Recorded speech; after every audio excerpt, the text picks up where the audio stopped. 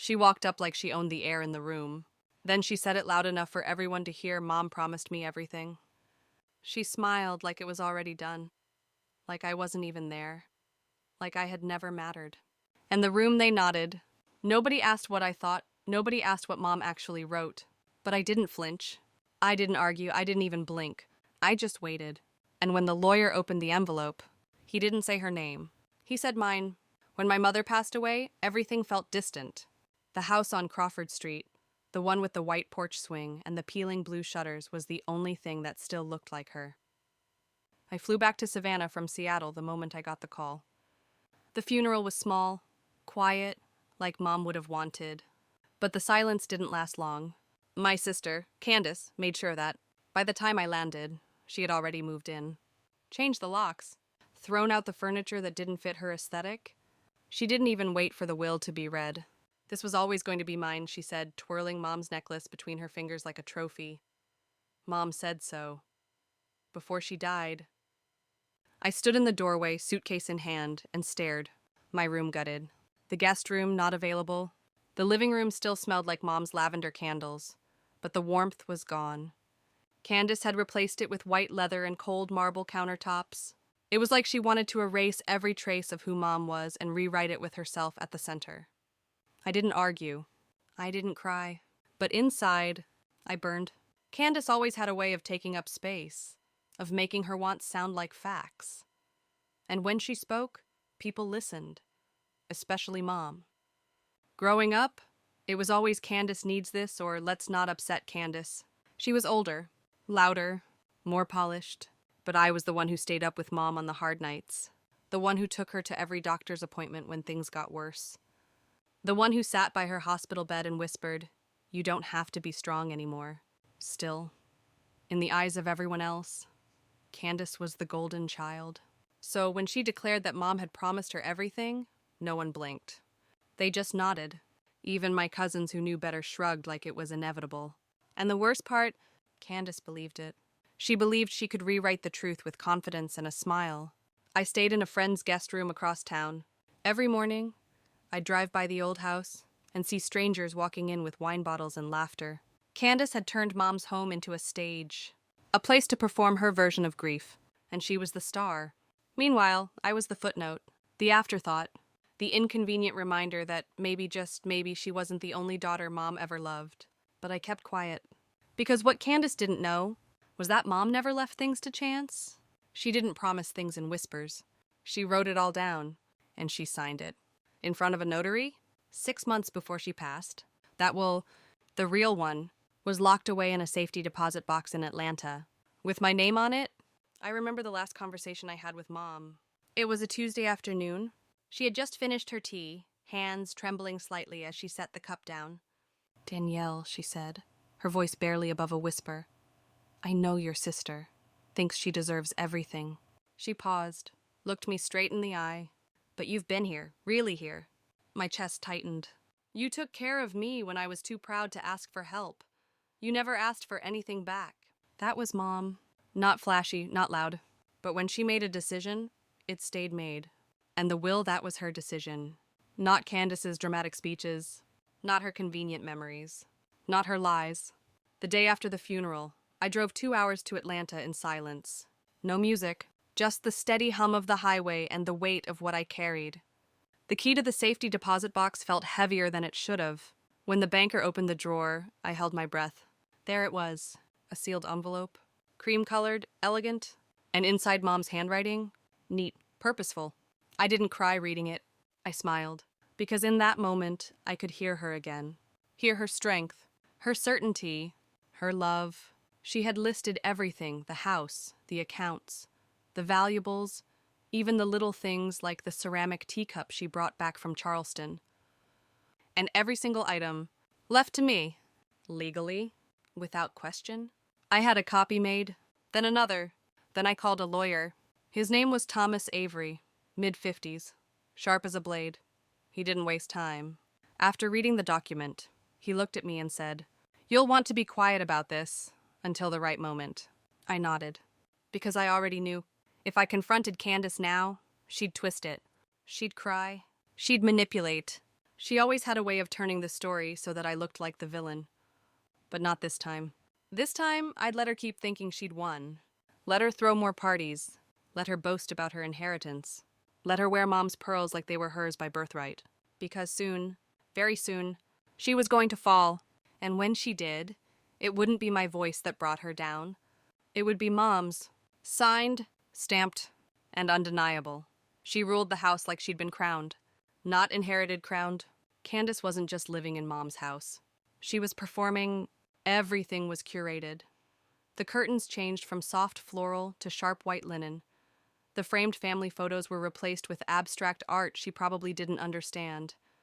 She moved the piano, sold the rocking chair, even threw away Mom's garden tools.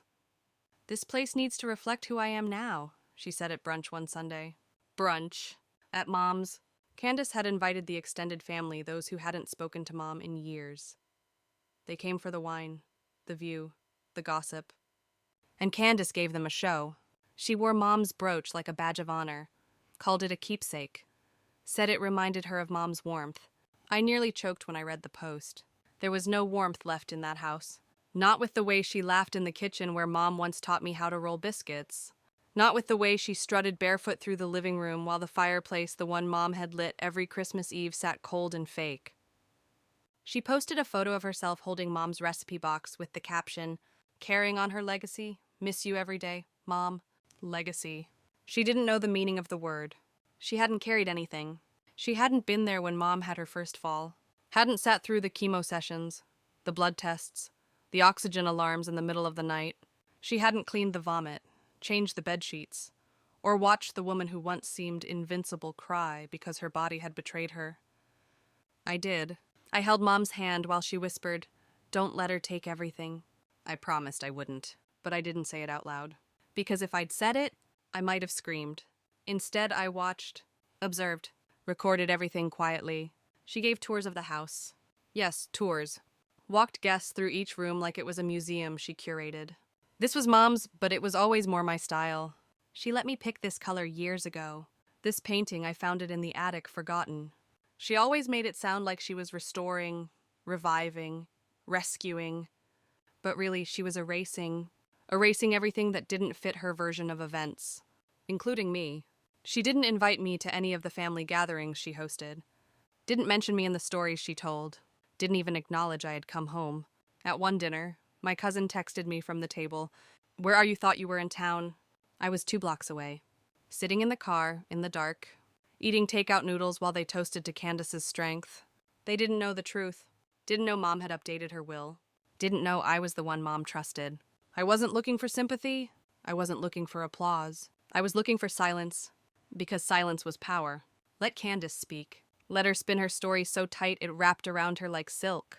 Because when the truth finally came, it would tear straight through. The worst part wasn't the pretending. It was the conviction. She truly believed she deserved it. She believed being the eldest daughter came with entitlement. That being loud meant being right. That proximity to power was the same as love. But Mom hadn't chosen Candace. Not at the end. Not when it mattered. I visited the house once. Snuck in when she was gone. The key still worked. I walked room to room quietly. The dining table was gone. The one with the chipped edge Mom refused to fix.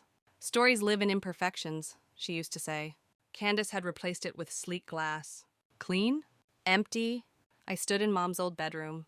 Her scent was gone. The closet held designer labels, now blazers and heels, and silk robes with tags. I opened the top drawer of the dresser. It was still there. The photo of Mom and me at the beach, our foreheads touching, covered in sand, laughing like the world didn't hurt.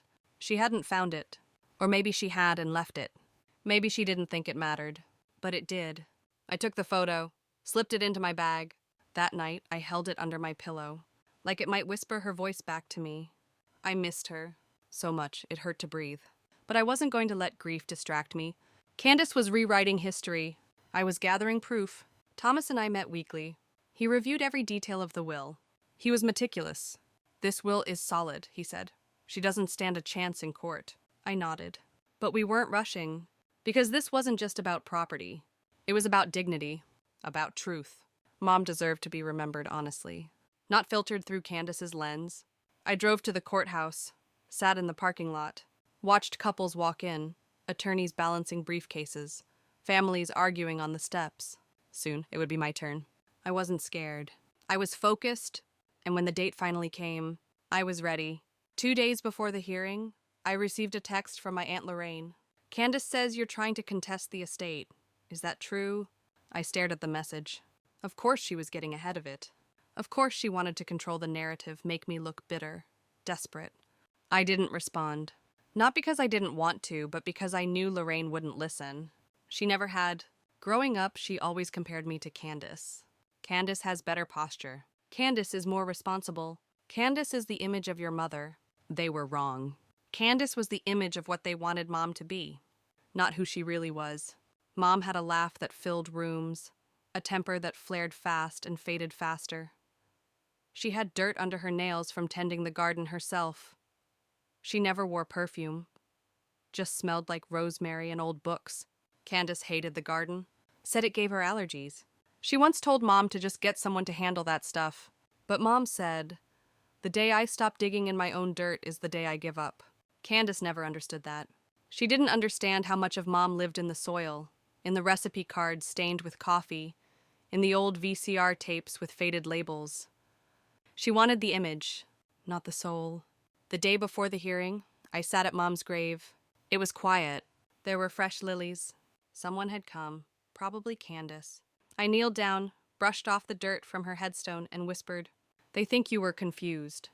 They think you didn't know what you were doing. But I know better.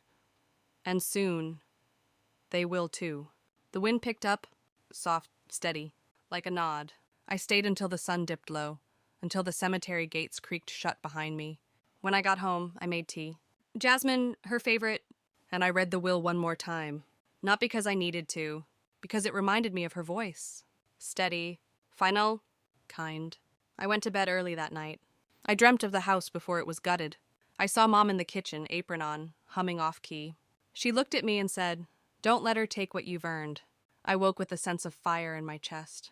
Not rage, conviction. And that morning, I didn't look back. I put on my black suit, tied my hair back, and walked into the storm. But this time, I wasn't the one about to get wet. Silence has a sound. It's not quiet. It hums. It lingers. It clings to your skin like fog you can't wipe away. That's what those 6 weeks felt like. I didn't argue with Candace. I didn't text, didn't call, didn't knock on the door of Mom's house. Because I wasn't there to argue. I was building something permanent. Thomas Avery, my lawyer, filed the necessary paperwork within 48 hours. He contacted the probate court, verified the authenticity of the will. It was all clean, watertight. I had the original, notarized copy, with Mom's signature, with the notary seal, with 2 witnesses' signatures and their contact info. Every I dotted, every T crossed. Meanwhile, Candace kept celebrating. She threw a farewell to grief dinner party at Mom's house, posted photos online of the kitchen she had remodeled, new backsplash, gold fixtures. She even replaced the dining table, the one Mom had polished every Sunday. Gone, replaced with something modern, cold, lifeless. And through it all, she told everyone, "Mom said it would all be mine." The words followed me like echoes. Every time I scrolled social media, I saw her staged smiles. She deserved it. She was the caretaker. They didn't know the truth. They didn't know I had been there for the ugly parts. The nights Mom couldn't breathe. The panic attacks. The quiet tears she cried when the treatments didn't work. Candace was nowhere then. She visited once every 2 months, for an hour. She never stayed long enough to see how fragile Mom had become. But now she wore her grief like a designer coat. Only I knew it was borrowed. I visited the house once, from a distance, parked across the street at midnight, headlights off. The porch light was on. The swing Mom loved was gone, replaced by some gaudy bench with bright yellow cushions. I sat in my car and clenched the steering wheel, not out of anger, but out of restraint, because every part of me wanted to knock on that door, hold up the will, and say, "This was never yours." But instead, I waited. Thomas said the hearing was scheduled for early May. 6 weeks away. 6 weeks of silence. 6 weeks of patience. 6 weeks of watching her pretend. I started journaling. Not because I needed to remember, but because I needed to stay focused. I wrote down every memory Mom and I had shared during her final months. The way she smiled when I brought her jasmine tea. how she'd squeeze my hand when the pain got bad. The letter she wrote me before her final surgery, the one where she said, "I know you'll do the right thing, even if it hurts." It did hurt. Staying quiet hurt. Watching Candace lie hurt. But what hurt more was knowing how many people believed her. Like the world only listened to the loud. But I had learned something in those quiet months with Mom. Real love doesn't shout. It stays. It endures. It holds the hand of the dying, even when the room smells like antiseptic and regret. The night before the hearing, I stayed up reading the will again. Every word. Every line. R to my daughter, Danielle Price. I leave the entirety of my estate, including but not limited to. It was all there. No ambiguity, no promises, no whispered intentions. Just ink and truth. The next morning, I wore black. Not for mourning, but for clarity. Candace arrived at the courthouse like she was attending a brunch. Bright coral dress, sunglasses, perfect hair. She waved to our uncle like it was a reunion. I didn't wave. I walked straight in. The room was cold, neutral. The judge, gray-haired, tired eyes, looked at us like we were just another case. And I guess to him we were, but to me, this was everything. Candace spoke first. Said Mom had verbally promised her the house. That Mom didn't believe in paperwork. That Mom was old-fashioned. She smiled while she said it. Like charm could rewrite facts. Then Thomas stood up, calm, unshaken, and handed the judge the original will. He explained its origin, described the notary, the signatures, the date. He said this is the only legal and binding testament. Then he sat down. Candace's smile faltered. Just a little. The judge read the will silently, then out loud, and when he said my name, my full name, there was no mistaking it. This estate is hereby granted to Ms. Danielle Price, as outlined in the legally binding, will dated 6 months prior to the deceased's passing. Silence. No cheers, no gasps, just silence. And in that silence, Candace turned to me, her eyes wide, as if she couldn't believe it, as if the truth had betrayed her. I didn't smile, didn't gloat. I stood, collected the paperwork, and walked out, because when the truth speaks, it doesn't need applause.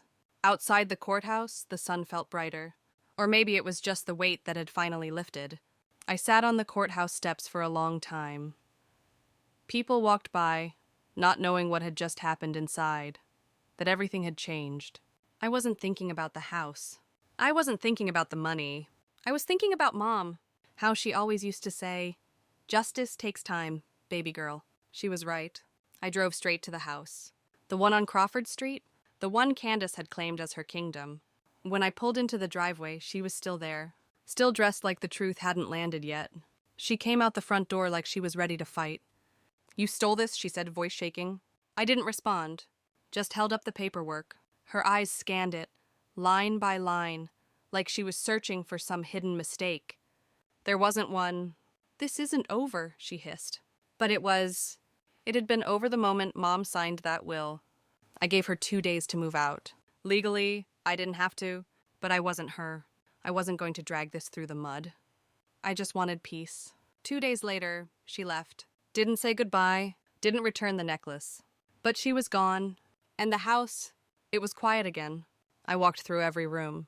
The smell of fresh paint couldn't hide what had been done, but I didn't cry. Instead, I opened the windows. Let the air in, let Mom in. I found the old swing in the garage, a little dusty, a little rusted, but still here. I hung it back up on the porch. Sat down, and for the first time in months, I exhaled. This wasn't about revenge. It wasn't about winning. It was about making sure my mother's voice, her truth, was honored. Not overwritten, not stolen. She had chosen me. Not because I asked, not because I fought, but because I stayed. And in the end, the law didn't choose sides. It just listened. And this time, it heard her. When I walked out of the courthouse, everything looked the same. Same cracked sidewalk. Same rusting railing. Same impatient birds picking at crumbs on the steps. But something in the air had shifted. It wasn't just relief. It was power. The quiet kind. The kind that doesn't scream or demand attention, but stands firm. Solid. I didn't look back. Didn't check if Candace was still in the courtroom. Didn't care. I drove to a coffee shop on Whitaker Street, Mom's favorite. Ordered her drink. Chamomile, honey, 2 lemon slices. The barista smiled and said, "Beautiful choice." I nodded. She didn't know it was a tribute. Didn't know it tasted like my childhood. like Sunday afternoons with books and laughter and no sickness in the air. I took the tea outside, sat on the bench, and let the sun touch my skin. For the first time in months, I felt whole. But I wasn't done. There were still details to sort. Keys to collect, accounts to transfer, memories to unpack. Candace didn't contact me. No apology, no message. She just vanished. Aunt Lorraine called, though, left a voicemail I never returned. You could have handled this with grace. Danielle, family doesn't take family to court. Funny, because family doesn't steal from the dying either. Thomas handled most of the transitions. Professional, efficient. Within a week, the deed was in my name. So were the utilities. The house was officially mine, but it didn't feel like mine. Not yet. Not while her perfume still lingered in the hall. Not while her fake orchids still sat on the kitchen counter. Not while her glittery throw pillows mocked every memory Mom had stitched into the fabric of that home. So I scrubbed it, top to bottom, not just to clean, to reclaim, to remember, to remind the walls who they belonged to. Every item Candace had brought in I removed. Every object that didn't carry weight I donated, trashed, or burned. I found Mom's old quilts in the attic. Thank God she had boxed them before she got sick.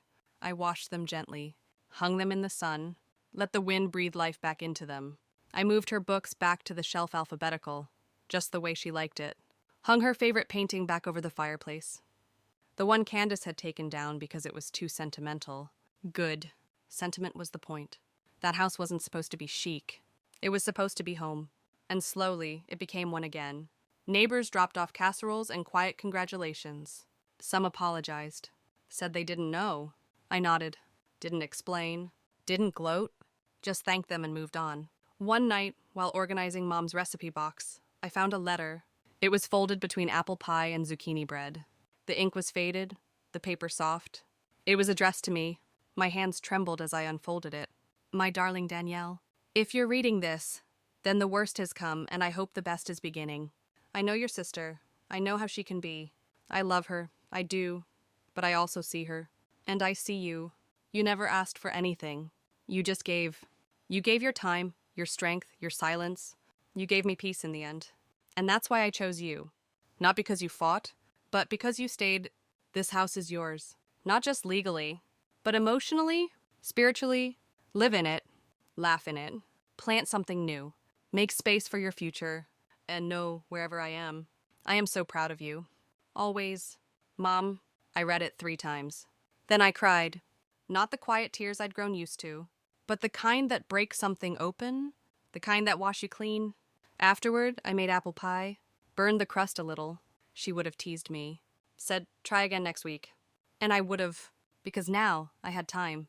I started a garden the next morning. Turned the old backyard once paved over by Candace into soil again. It took weeks, but I brought it back. Tomatoes, lavender, jasmine. I talked to the plants like Mom used to. Told them about the hearing, about the silence that saved me, about the justice that spoke without rage. I didn't see Candace again, but one day I got a letter. No return address. Just one line. I hope you're happy. I stared at it for a while. Then I tossed it into the fireplace. Watched it curl and vanish. Yes, I was happy. Not because I won, but because I remembered who I was. Because I kept the promise. Because I built something beautiful from something broken. That house, it breathes again. With my voice. With Mom's laugh in the walls. With sunlight on the floorboards. And every time I open the front door, I whisper, "We're home." A few weeks later, I found an old voicemail on my phone. It was Mom. I must have forgotten to save it properly. Her voice was thin, raspy, but clear. Hey, sweetheart, I was just calling to say I love you. No reason. Really. Just thinking of you. I played it 10 times. Then I backed it up. Twice. Every time I played it, it filled the house in a different way. Not like an echo, but like a memory settling back into its place. I printed the will. Framed it. Not to flaunt, but to remind myself that truth doesn't just survive, it endures. I hung it in the hallway, next to a photo of Mom in her gardening gloves. Smiling, sweaty, radiant. One evening, a young woman came by, said she used to volunteer with Mom. She was maybe 23, nervous. I just wanted to say, your mom meant a lot to me, she said. She always said, if you plant something, make sure you're around to water it. I laughed. I invited her in. We had tea. She told me how Mom helped her apply to college, how she gave her a coat one winter when no one else noticed she didn't have one. I still wear it, she whispered, smiling into her cup. That night, I wrote everything down. Every story, every lesson. I realized the house wasn't just a house. It was an archive, a sanctuary, a soft place in a sharp world. And I was its keeper, not its owner. Its witness? A few months passed, and life grew quieter. I started teaching creative writing at the community center. Nothing formal, just a circle of women with pens and wounds. They wrote about motherhood, about betrayal, about losing and not losing yourself. One night, one of them, Marisol, read a piece about her mother's earrings, how her sister stole them after the funeral. She cried when she finished. I held her hand. Didn't say much, just squeezed. Because some griefs don't need fixing. Just a witness. Candace faded from town gossip. Last I heard, she moved to Atlanta, trying to reinvent. Good for her. I don't wish her pain. I don't wish her failure. I wish her honesty, even if it comes late, because I know now you don't need revenge to find peace. You just need truth, and time, and something to tend to, like a garden, or a memory, or a promise. I still visit Mom's grave. Every month, always on a Tuesday. I bring fresh flowers, sometimes pie, and I sit and I talk, not out loud, but in the quiet places inside myself, the places she filled, and I tell her, I kept the house, Mom. But more than that, I kept the heart. Time has a strange way of folding in on itself. Some days, it feels like the hearing happened yesterday. Other days, it feels like I've lived 3 lifetimes since. Seasons changed. The jasmine bloomed. The house creaked a little less, and I learned how to breathe again. Not because I forgot what happened, but because I learned to carry it without letting it crush me. Grief softens, but it never disappears. It becomes a rhythm, a hum beneath the surface. One afternoon, I found myself in the attic, sorting through the last of Mom's boxes. There was one marked for later. I hadn't noticed it before. It was sealed with packing tape, faded handwriting scrawled across the top. I opened it slowly. Inside were small things. A chipped mug I made her in 2nd grade. Her wedding veil. A pressed flower from her first garden. And at the very bottom, an envelope. It wasn't addressed, just sealed. Inside was a single photograph. It was of me and Candace. We were little, sitting on the porch steps, holding hands, matching overalls. On the back, in Mom's cursive, they were both mine. I sat down. Hard. The floor was dusty, my throat tighter than I expected. I stared at that photo for a long time, because here's the thing. Candace was awful. Manipulative, entitled, cruel, but she was also wounded. Raised in a family that prized appearances, rewarded performance, punished softness. She didn't know how to be loved quietly. Only loudly, only visibly. She thought attention was proof of worth. I know that now. I didn't forgive her, not exactly. But I stopped letting her live in the rooms of my mind rent-free. I placed the photo in a frame, set it in the hallway. Next to the others, not for her, but for Mom, because grief is love that has nowhere to go. And sometimes, it needs a shelf. I kept building the life Mom believed I could have. Started teaching full-time. Adopted a rescue dog, Rusty, scrappy and suspicious of everyone but me. Took long walks by the river. Wrote letters I never sent. One day, I opened the mailbox and found another letter.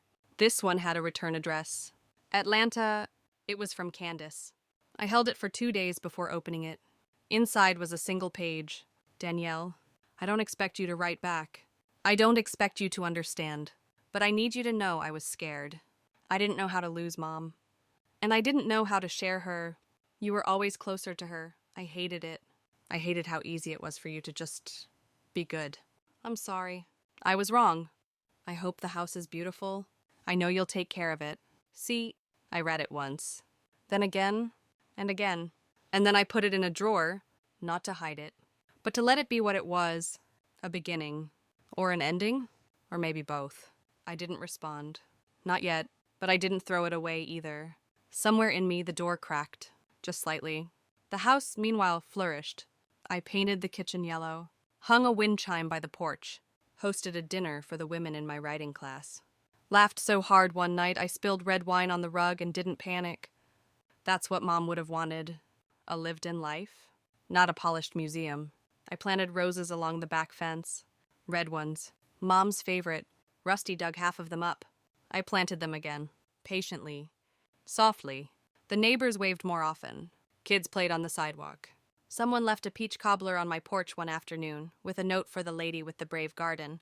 I cried, then ate the whole thing. Because healing doesn't always look like strength.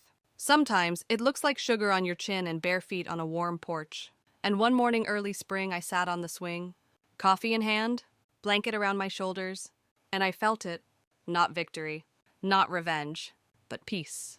Peace like a quiet room, like a long exhale, like a home rebuilt not just in walls, but in spirit. I looked around and realized this was never about winning. It was about returning to the truth, to myself, to the girl who once held her mother's hand and promised not to let go. And I never had. Mom's voice still lived here. In the chimes, in the recipes, in the soft rustle of the garden. And mine did too. So when people ask, how did you survive all that? I smile, sip my coffee, and say, quietly, later that day, I took a walk to the little bookstore Mom used to love.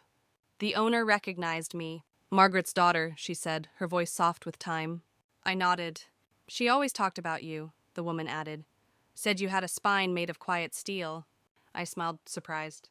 We walked to the back of the shop, and she pulled out a dusty journal. Your mom special ordered this. She said she never picked it up. I took it in both hands. Leather-bound, lined pages, blank and waiting.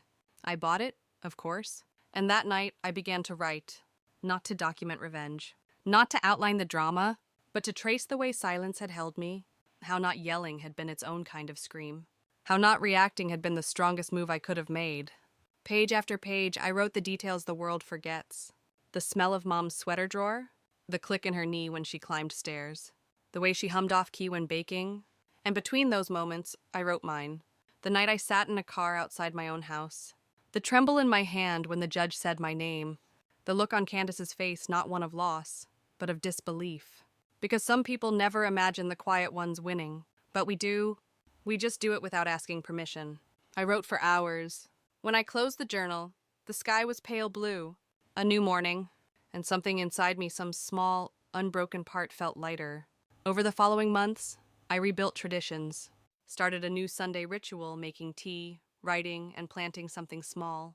A habit of growth. On the first anniversary of Mom's passing, I invited only one person over. Marisol from the writing group. She brought over handwritten poems and warm bread. We didn't light candles. We planted lilies, in the exact spot Mom used to sit with her garden hat tilted too far sideways. We didn't say much. Grief sat between us, not heavy, just there, and it was okay. Before she left, Marisol looked at the porch and said, "You've turned this place into something sacred." I didn't answer, but I felt it. That sacred didn't mean silent. It meant chosen, tended to, lived in. Weeks later, I received a small package. It was from Candace. No note. Inside, a necklace. Mom's, the one Candace had worn like a crown. It shimmered in the light, and for a moment, I thought I might cry. But I didn't. I simply placed it in Mom's jewelry box, closed the lid, and whispered, "Thank you." Because sometimes, letting go doesn't need an audience. It just needs intention. And I realized something then. This story wasn't about who got the house. It was about who kept the home. And I had, not by force, not by shouting, but by staying, by growing, by loving even when it hurt. And when the sun dipped below the trees that evening, and the porch light flickered on by instinct, I sat on the swing one more time. And for the first time in a long time, I didn't feel like I was visiting. I felt like I belonged.